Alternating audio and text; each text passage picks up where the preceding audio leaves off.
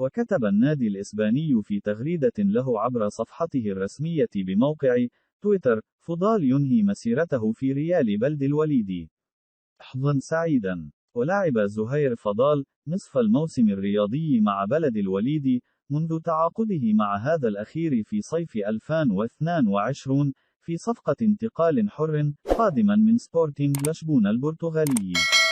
وتمكن فضال من لعب 8 مباريات في الدوري الإسباني و2 في بطولة كأس الملك خلال الفترة التي قضاها مع ريال بلد الوليد.